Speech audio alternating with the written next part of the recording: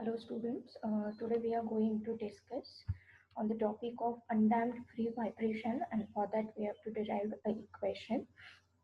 Now first of all we will discuss about the vibration. So what is vibration? Vibration is nothing but a continuous exchange of potential energy to kinetic energy and vice versa. Now if these displacements are repetitive and their repetitions executed at equal interval of time with respect to an equilibrium position, the resulting motion is said to be periodic. Now, these vibrations get divided in the two forms mainly, that is free vibrations and forced vibrations. Now, further, these free vibrations again get divided into undamped vibration and damped vibration. Also, the forced vibration also divided into two parts, that is undamped and damped. So, what is undamped and what is damped vibrations? So, when we consider any particular structure, and if it is constructed within the earthquake area, so whatever the loads are during the earthquake, which is sustained by the undamped, or we can say there is a damper will be provided to sustain the earthquake loads. If the dampers are provided, then such conditions is known as the damp condition, and if the dampers are not provided, then such a conditions are undamped condition, and this both the condition implemented for both the type of vibration. So first of all, free vibrations. So vibrations of a system, because of its open elastic property, and there is a no external force is required for this vibration. When we consider the externally applied load, which is indicated by the Pt equals to 0, because there is no consideration of any external force. Now, second type of force vibration, that is the force vibration. Now, it is a system that vibrates under the external forces as the same frequency as that of the external force. In the force vibrations, we have to consider the external loads. That's why this term, that is Pt, is not equals to 0, because there is some requirement of external force. Now we have to derive the equation for undamped free vibrations. Now this is the mathematical model that we observe here. Now this is the mass, or this is any object, and it has some force due to uh, it has some force. Now this is the string which is connected to the mass, and this k is denoted as a stiffness coefficient. Now if it is string, then it has a function that is it k compressed or it k expand. Now second thing, that is here cv.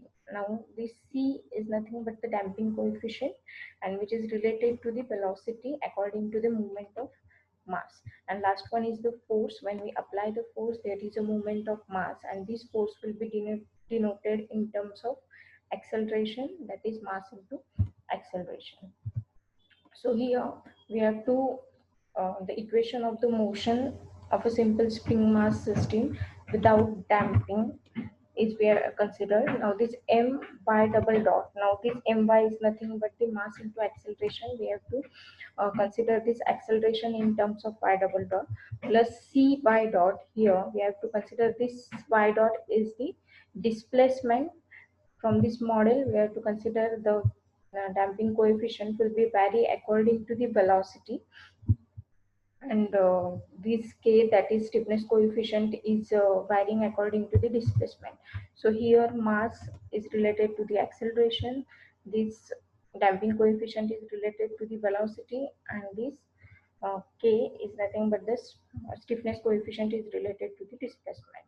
So in this case, our condition is undamped condition. So in undamping, there is no provision of damper. That's why the c equals to 0. So if this term get neglected, we will get the equation my double dot plus ky equals to 0. Now assume the trial solutions. These two are the trial solution. Y equals to a cos omega t and y equals to b sine omega t. Now these a and b are the constant depending on the motions. Further, we have to consider equation number 2 and differentiate this equation with respect to time, because we will consider the displacement. When we have to differentiate displacement with respect to time, we will get the velocity. When we have to differentiate velocity with respect to time, we will get the acceleration. So same concept we have to implement here. According to this equation, we have to differentiate this equation. We will get the equation in terms of y dot, that is minus w into a sine omega t. Again, we have to differentiate in this with respect to time. We will get the y double dot equals to minus w square into a into cos omega t. Now substitute these values of y double dot and y dot in equation number 1. So when we put this value, take out the common term, that is a cos omega t in bracket minus m omega square plus k. Now rearrange the terms, you will get the value that is w equals to under root of k by m. Now this w indicated by the angular velocity, or we can say the angular natural frequency in radian per second. Now these two equation, that is equation number 2 and equation number 3, are the solution of the equation number 1, which is the linear equation. So we can supercompose this equation 2 and 3, and we will get a new solution, that is y equals to a cos omega t plus b sin omega t. Now we have to supercompose this equation number 2 and equation number 3, and we will get the new equation, that is equation number 4, that is y equals to a cos omega t plus b sin omega t. Now differentiate this equation with respect to time. So again we will get, after differentiation, we will get y double dot equals to minus a omega sin wt plus b omega cos wt. Consider when the condition is time equals to 0, now this y velocity become a y0, and sorry, y displacement become a y0, and the velocity become a v0. So put these values in equation number 4. So you will get the y0 equals to a cos 0, cos 0 1 plus b sin 0 0. So you will get the final equation in terms of y0, that is y0 equals to 1. Now again same, we have to put these values of t, y and y bar in the equation number 5. So you will get again the value of b after simplifying, that is b equals to v0 by omega. Now you will get both the values of constant, that is a equals to y0 and b equals to v0 by omega. Put this value in equation number 4.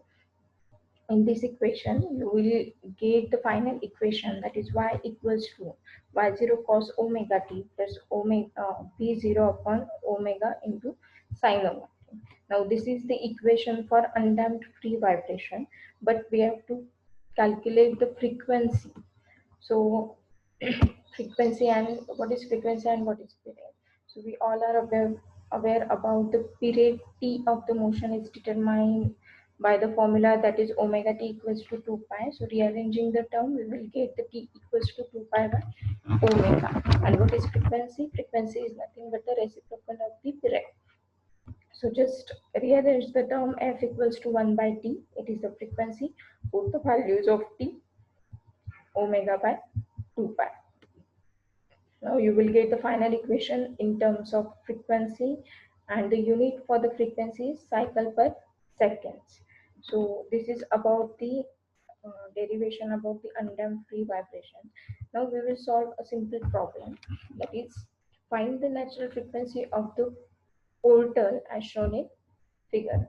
So here we can observe the figure where the two columns are given, or a frame is given, which frame is consist of two columns and one beam. So if we observe in a figure, the span is given, that is 7.6 meter. The length of the column is also given, that is 4.6 meter. A force is given. Now when such a force is applied on a particular frame, there is a displacement. But if we observe, the two columns are fixed at the bottom. So in that case, only the displacement of the beam will be happen. Now this loading condition of beam is a UDL type of loadings. So we have to find out the natural frequency of this frame. So the given data is I equals to 3.434 into 10 raised to minus 5 and E equals to 2.0685 into 10 raised to 11 Newton per meter square. Now first we have to find out the total weight on the beam. So total weight is nothing but the load is UDL.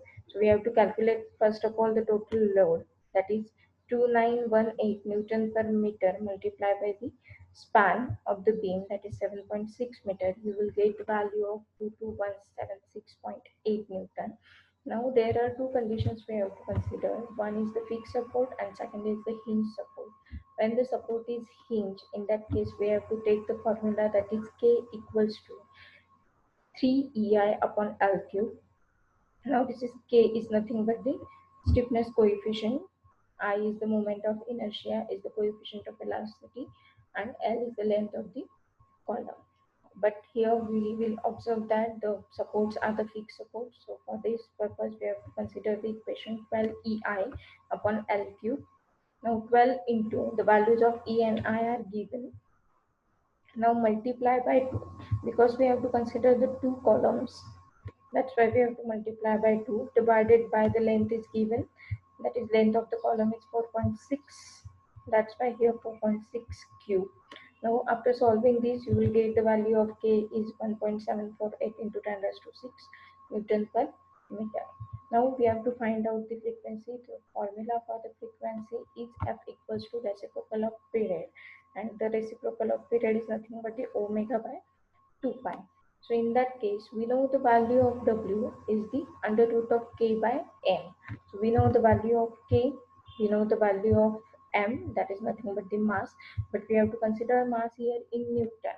So convert this Newton into the kg by dividing 9.81. Put the values in the given equation, you will get the value of frequency, that is 4.26 cycle per second. Thank you.